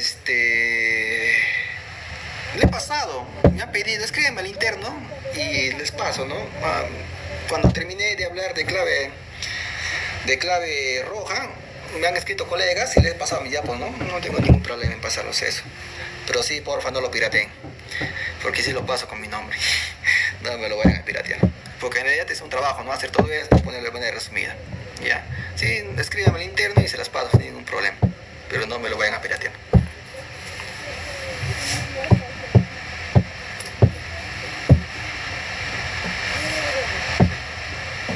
Sí, normal, escríbame al interno y les paso, ¿no? La próxima semana, ¿qué tal les ha parecido la expo? Y hemos terminado con clave roja, hemos terminado con clave azul. ¿Qué tal les ha parecido la expo? Concreto, sencillo. Mira que este tema generalmente demora en desarrollarse, pero yo me he basado en las cosas concretas, sin mucha vuelta. Me he basado en la anatomía, en la fisiología, en términos peruanos, sin mucho floro, de arranque, a lo que se debe hacer.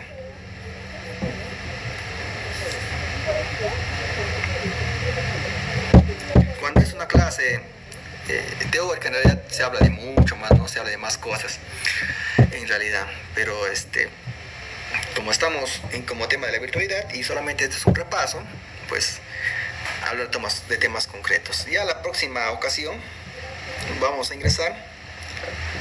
Déjenme su tap si les ha gustado la expo. Con eso me ayudan bastante. Y mis videos anteriores también, dale me gusta. Compártenlo, divúlganlo. Soy obstetra de carrera, ¿ya? Llevo 5 años como obstetra. Tengo un diplomado, tengo lo que es una especialidad, tengo maestría y tengo un poco camino recorrido, ¿no? Y lo poco que sé, lo voy compartiendo. Lo estaba haciendo los días jueves, mi live en la noche, pero a veces también llega cansado por el trabajo, era complicado, así que ahora lo estoy cambiando a hacerlo los domingos en la mañana, full domingos, ¿no? A partir de las 8 hasta donde lleguemos, ¿no? Hasta las 10 o 11 quizás, full domingos. El próximo domingo ya vamos a hablar lo que son de clave amarilla. Obviamente antes de hablar de clave amarilla vamos a hablar de ITU, vamos a hablar de síndrome del flujo vaginal, ¿no? Que son las principales causantes para una posible clave amarilla. Vamos a hablar de aborto séptico, vamos a hablar de RPM, de coriamnionitis, endometritis puerperal. Vamos a hablar de escala de shock, escala de Q-SOFA, ¿ya? Entonces, también cosas resumidas, cosas concretas, sin mucho floro. Y la idea es repasar y saber, ¿no? Por ejemplo, ya hemos aprendido en la clave roja, hemos aprendido por qué se produce un dolor en un DPP, hemos aprendido por qué no se produce lo que es dolor en la placenta previa, porque todo tiene una explicación. Hoy hemos aprendido por qué se produce lo que es la rotura hepática, ya que todo parte de una mala implantación, ya. Hemos aprendido un poquito de conceptos nuevos que no sabíamos. Entonces, y eso a mí también me sirve para refrescar mis conocimientos.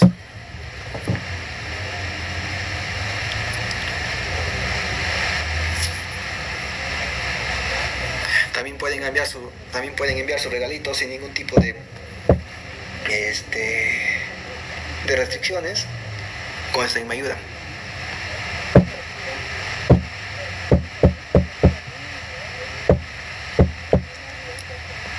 Evelyn, Evelyn, no sé si eres de mi promoción o eres otra Evelyn Robles, no me acuerdo. Debe ser de mi promoción, Evelyn Robles.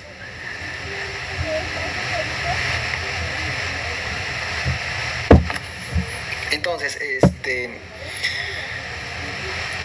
estos temitas los realizo como una especie de repaso. Ya no es una clase como tal, ya porque una clase es más complejo en realidad.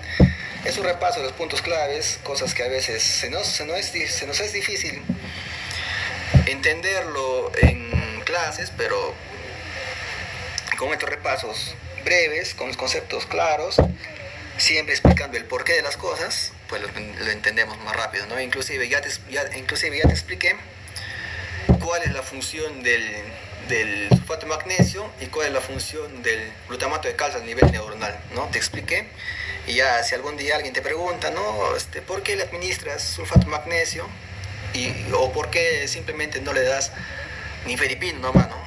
¿Por qué no? Ya sabes el por qué no, porque actúa a nivel de neurotransmisores, porque impide que el calcio entre a la neurona post, porque hay una sobreexcitación, porque hay una sobrecarga de que el cloro esté entrando y el potasio no. Entonces ya sabes ese juego.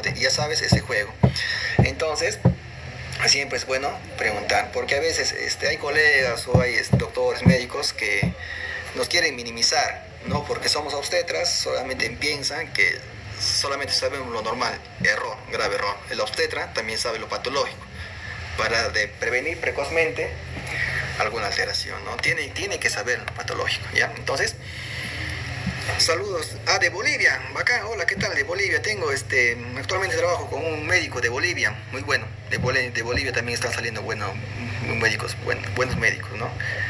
Actualmente es el médico de Bolivia que está trabajando conmigo, está repasando para su examen de sentado, va a postular a ginecología, ¿no? O sea, en pocas palabras, vas a ver más que yo, ¿no? Porque él va a ser el especialista.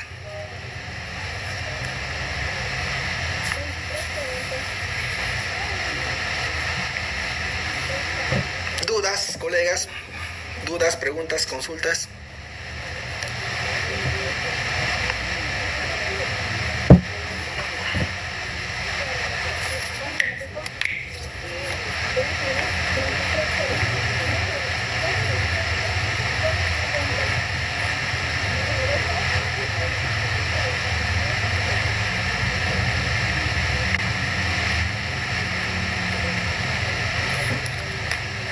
Esto hemos visto desde el primer instante.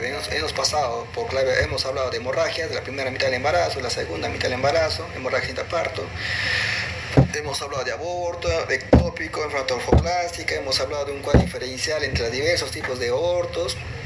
Hemos hablado un poquito de preguntas aquí, de manejo según norma técnica, hemos hablado de hemorragia segunda mitad del embarazo, de DPP, hemos hablado de placenta previa, DPP, rotura uterina, basa previa, hemos hablado de diferencias entre DPP, placenta previa y rotura uterina, hemos hablado de clasificación de pH, que es la clasificación de DPP, hemos hablado de algunas preguntas, hemos hablado de hemorragia intraparto, hemos hablado de las 4 T's, hemos hablado de lo que es la atonía uterina, del trauma obstétrico, del tejido de trombina, hemos hablado de eso, hemos hablado de las características de cada uno de ellos, hemos hablado de grado de shock, hemos hablado de shock hipovolémico, hemos hablado de índice de shock, hemos hablado de la variación del índice de shock, que hemos hablado más, hemos hablado de farmacología para uterotónicos, ¿ya? Aunque en esa parte nos hemos explayado bastante, ¿no? Con el uso indiscriminado de la oxitocina en muchos casos. Hoy hemos hablado de trastornos hipertensivos, ¿no? Todo esto, factor de riesgo, clasificación, rodamiento, toma de presión arterial, no siempre correlacionarlo con nuestra carrera, ¿ya? Hemos hablado de manejo hospitalario, hemos hablado de manejo ambulatorio, daño de órganos, el sulfateo, cómo se debe hacer, la canalización y todo ello, antihipertensivos, corticoides. Hemos hablado del minuto 0, minuto 60, qué se debe hacer. Hemos hablado de control postparto y diagnósticos de alta. Bien, listo. Ahora ya me toca hacer las diapos para clave María, ¿no? Para clave María igual vamos a empezar hablando, definiendo sobre qué ITU, ¿ya? Vamos a hablar un poco de ITU, ya la fisiología, la patología, los síntomas, signos, igual de síndrome del flujo vaginal, ¿no? Fisiopatología, fisiología, tratamiento que se debe dar, seguimiento que se debe dar para síndrome del flujo vaginal e ITU, y lo vamos a relacionar con aborto séptico, con RPM, con corioamnionitis, endometritis puerperal, ¿no? Es cositas. Y al final vamos a hablar sobre clave violeta, ¿no? Clave violeta también tiene sus particularidades. Antes de iniciar con clave roja, también había hablado sobre atención prenatal, full atención prenatal, había hablado todo lo que se debe hacer en una atención prenatal, desde la atención preconcepcional, desde ahí había abarcado, ¿no? Antes de eso había hablado sobre relleno correcto de fugas, ¿no? Porque me habían escrito varios serumistas, me habían escrito, y les doy una repasadita, ¿no? De cómo se rellena adecuadamente la fuga, la 0015, la 009, la 022, la 017, la 018, la 024, la 060, la 074, la 054, lo que es de parto. Entonces, todo ello. Y también tengo videos anteriores de GIS.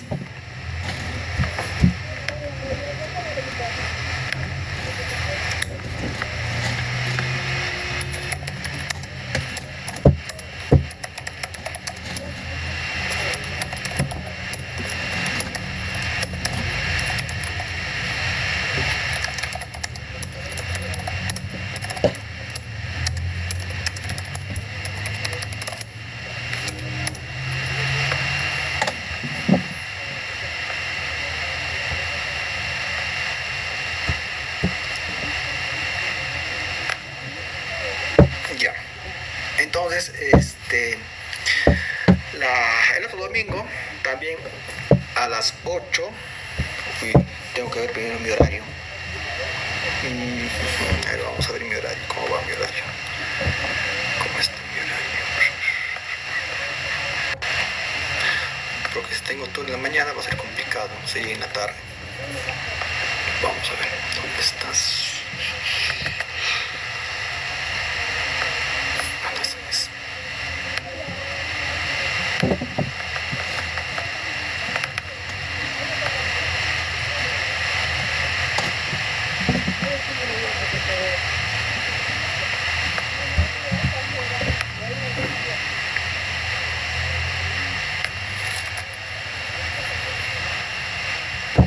Sí, normal, Kiara, escríbeme al interno y te comparto, ¿no? Las diapos, pero con la condición de que no lo piratees.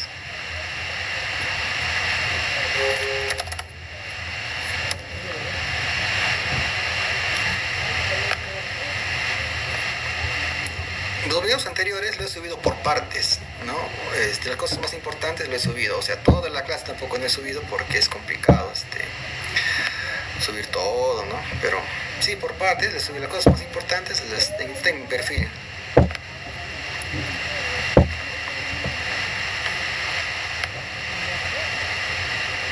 Ahorita voy a ver mi rol para ver cuándo lo hacemos la próxima semana.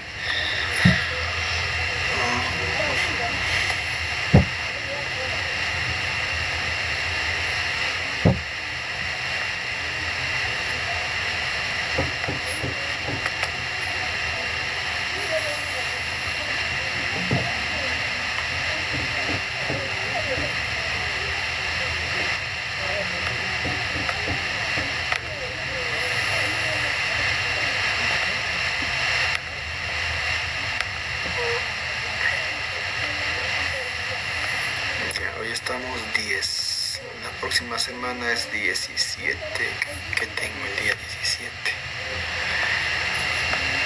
Sí, igual el día 17, el domingo 17 vamos a hacer lo que es clave María. Ya, el día 17 vamos a hacer clave María y vamos a iniciar con ITU y vamos a iniciar con síndrome del flujo vaginal para ingresar a clave María. Y ya luego de eso vamos a ingresar a aborto séptico, RPM, corioamnionitis, endometritis puerperal. Y al final vamos a hablar igualito, el manejo de clave María, ¿no? Cómo se maneja. Aunque clave María es poco frecuente, nunca he visto clave María hasta ahora. pero siempre es bueno saber, conocer, ¿no? Lo más frecuente que vemos es ITU, ¿ya? ITU y síndrome del flujo vaginal, es lo más frecuente. No, canal de YouTube no tengo. Todas mis transmisiones lo que hago es por aquí, por Facebook, por TikTok.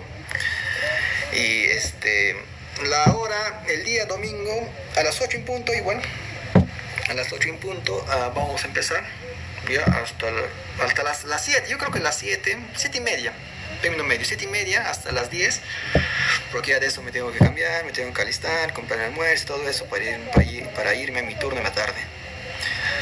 Entonces, el día 17 estamos desarrollando clave María y el día 24 lo estamos terminando con clave violeta, ya, y ya sería todo. A inicios del mes de septiembre nuevamente me han pedido que empiece a dar un repaso así de manera semanal de atención prenatal, de todo. La diapo yo lo tengo hecho porque ya lo había desarrollado, pero nuevamente me han pedido que hable de eso, ¿no? Atención prenatal como debe ser.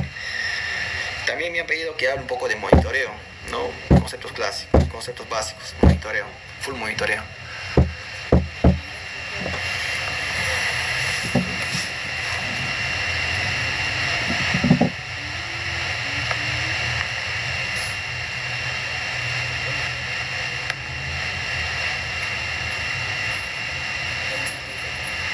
Ya, sí, pueden compartir, ¿no? Con sus demás colegas, serumistas, estudiantes, quizás obstetras, que se pueden conectar el próximo domingo para ser más integrantes, ¿no? Y de esa manera aprender un poco más, ¿ya? Aprender a que se conecten más compañeros, más colegas, más serumistas, quizás se conecta a alguien que tenga más experiencia que yo y normal no podemos compartir y quizás yo salgo aprendiendo también, ¿no? Porque tampoco no lo sé todo. Siempre hay cosas que desconocemos, que ignoramos, ¿no? Poco a poco en el camino se va aprendiendo. Sí, Kiara, puro domingos, por lo menos este domingo 17 para desarrollar clave María y el otro domingo 24, si no me equivoco. Sí, 24 para desarrollar clave violeta, ¿no? En clave violeta. Porque en clave violeta también es importante, ¿no? Es importante saber por qué se administra la citromicina, por qué se administra lo que es la ceftriaxona, o por qué doy preservativo, ¿no? ¿Por qué se dará preservativo? No es que la violentada se va a ir otra vez para que la violen otra vez, no, siempre hay una razón por qué se da citromicina, ¿no? ¿Por qué se da lo que es la ceftriaxona? ¿Por qué se le pone la DT? ¿No? ¿Por qué se le ponen las cositas, no? ¿Por qué se le pone la penicilina? ¿Para qué, no? ¿Para qué? ¿En cuánto tiempo se hace el control? ¿Por qué yo le realizo su test de embarazo al día siguiente o inmediatamente que vino la violentada sexualmente, ¿no? Obviamente, si me ha violado hace, no sé, un par de horas o me ha violado, que es el día de ayer, el test de embarazo me va a salir negativo. Pero ¿por qué la norma técnica dice que necesariamente se tiene que realizar? Siempre hay un porqué, ¿no? Y ese porqué te voy a explicar.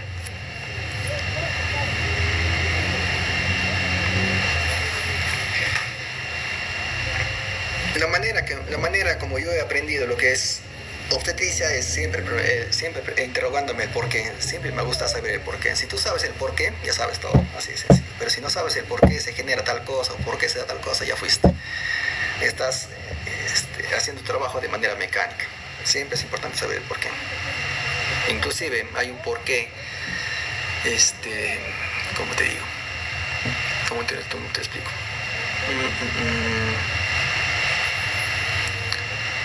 Mejor te lo comento en la clave violeta como tal, pues no te vas a perder. Se van a perder.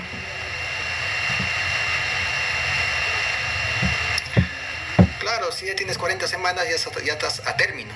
Eso se conoce como embarazo término. Embarazo término entre las 37 y 40 semanas. Y el tapón mucoso es un signo de que ya va a empezar tu trabajo de parto en las próximas horas o en los próximos días. Ojo, pestaña y ceja contigo. Ángel. Ojo, pestaña y ceja contigo, que si ya expulsaste tapón mucoso y tienes 40 semanas a lo máximo contigo, se tiene que esperar hasta las 41 semanas. 40 semanas con 6 días. Después de eso ya no tienes que esperar más, porque a veces se expulsa tapón mucoso, pero no hay dilatación, no hay borramiento, no hay descenso fetal, pero sí puede haber lo que es una disminución del bienestar fetal. Entonces, cuando pasa eso y no dilatas y no progresas como debe ser en el trabajo de parto, ya sea en la fase latente o la fase activa, puede que tu bebito esté pasando, iniciando lo que es un sufrimiento fetal. Entonces, si ya tienes 40 semanas y ya botaste tapón mucoso, espera, tiempo al tiempo. ¿Hasta cuánto puedes esperar? Hasta las 40 semanas con 6 días. Después de eso, si no pasa nada, todo sigue igual, cesárea. Ya cesárea, porque ya la placenta deja de cumplir su función. O la otra opción es que te pueden inducir, ¿ya? Que te pueden inducir el trabajo de parto, un oxitocina, ¿ya? Que te pueden inducir. O si ya tienes contracción, se puede acentuar el trabajo de parto, o se puede conducir el trabajo de parto, ¿no? Eso ya es manejo obstétrico.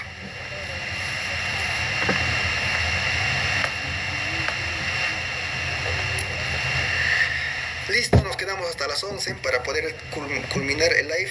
¿Alguna duda, pregunta, consulta? Ahora sí me pueden preguntar de otros temas que no necesariamente están relacionados con esto.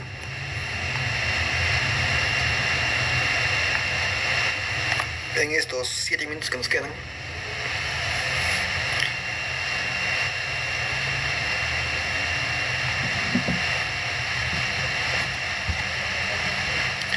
¿Ves? Ya te dieron fecha para inducir. Si ya no entras en trabajo de parto o no desencadenas el trabajo de parto como debe ser hasta las 41 semanas, ya la vía alta, ¿no? La vía alta es la más recomendada.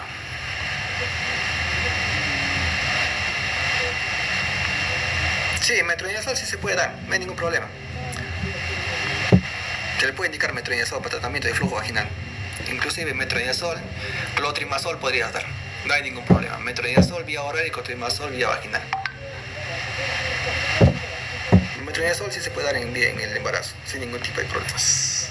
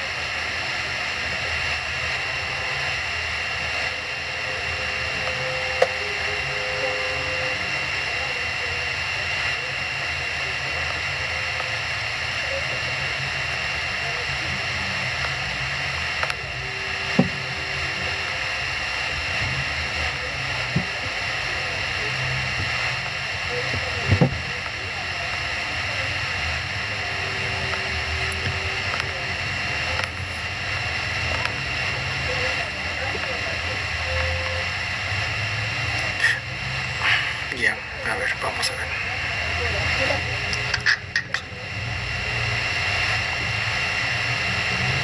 El metronidazol en el segundo y tercer trimestre, preferentemente. Primer trimestre no, hay que tener cuidado. Podría causar abortos. El síndrome de Hell es un diagnóstico que se hace por laboratorio. ¿Ya? El síndrome de Hell, cuando hay plaquetopenia, elevación de enzimas hepáticas, elevación de las transaminasas, elevación de marcadores hepáticos, ¿ya? TGO, TGP. El síndrome de Hell ya es un diagnóstico laboratorial, pero para que haya síndrome de Hell tiene que haber antes eclampsia y preeclampsia. O sea, el síndrome de Hell ya es cuando hay un daño de órgano, ¿ya? Daño de órgano. Obviamente el síndrome de Hell ya es la fase final, ¿no? De lo peor que puede pasar.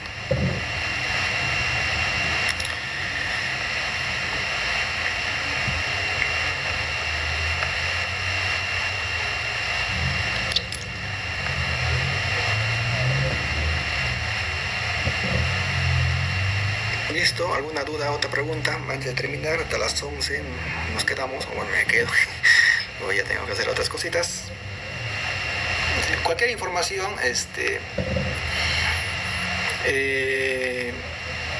hace un mes habrá sido, más o menos, un mes y medio, me han escrito un par de chicos de Lima, me han escrito y me han pasado sus diapos para que les haga o me han pasado los temas para que les haga una retroalimentación, porque tenía examen, justamente de perimetría tenía exámenes en aquel entonces, y otro grupo más que me contactó porque estaban rotando por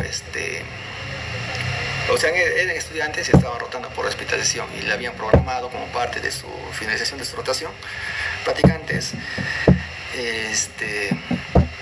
a hablar sobre atención prenatal como tal todito, ¿no? Y también me pasaron, no me dijeron, ¿sabes qué? Usted te programa un Zoom o puede programar un Zoom para desarrollar estos temas. Somos 15 alumnos, creo que han sido 15 compañeros, y el otro han sido un promedio de 25, y normal, me pasaron, desarrollamos, lo hicimos en una noche. Me recuerdo que esa noche nos quedamos hasta la 1 de la mañana, ahí vamos a empezar a las 10 y terminamos 1 de la mañana, y normal, también me pueden contactar si desean que se pueda hacer eso. Igual, ¿no? Cosas clavadas, cosas sencillas les doy, ¿no? Cosas que sí o sí tienen que saber, sí o sí tienen que saber, ¿no? En atención parental, por ejemplo, o en perimetría, ¿no? Las cositas.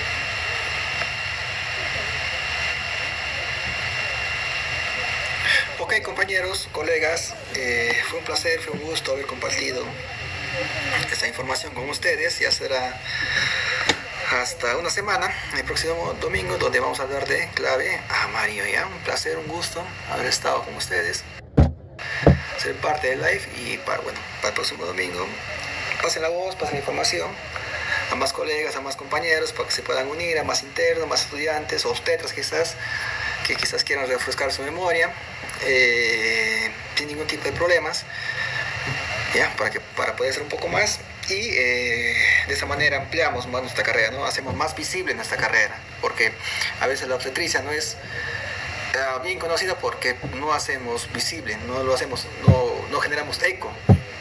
Cuando hacemos esto, generamos eco, ¿no?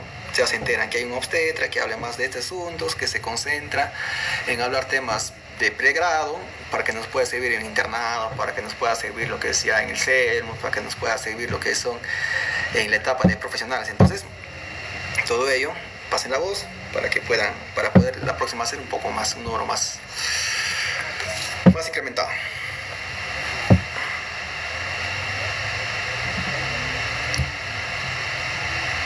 Creo que, colegas, será hasta el domingo que viene. Chao, chao.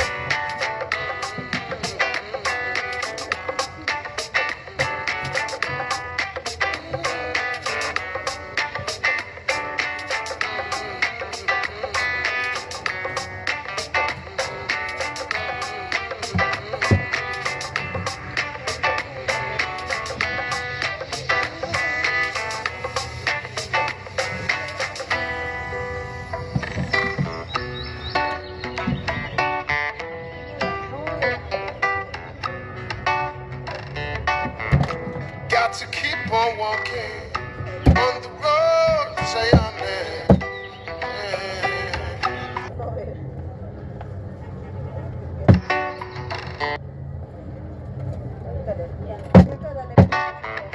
Got to keep it burning on the road to Zion. 6:44.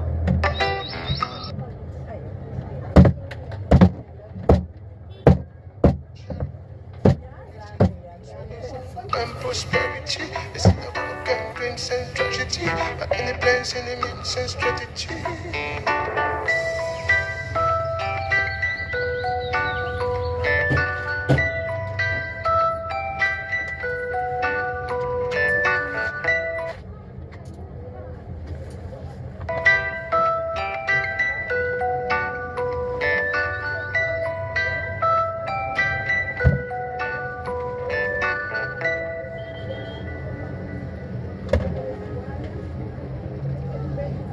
Me uní a ti para ser parte de algo.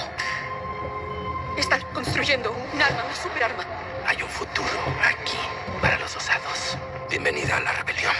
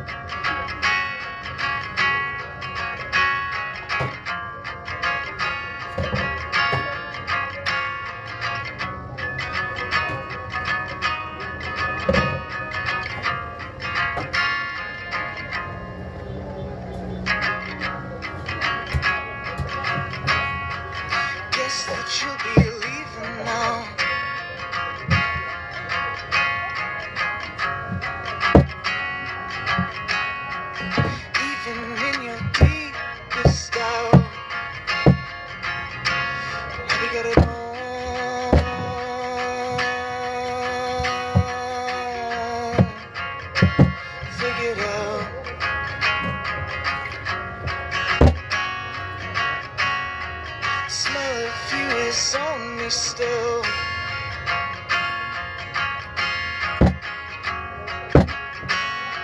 The night tide waits.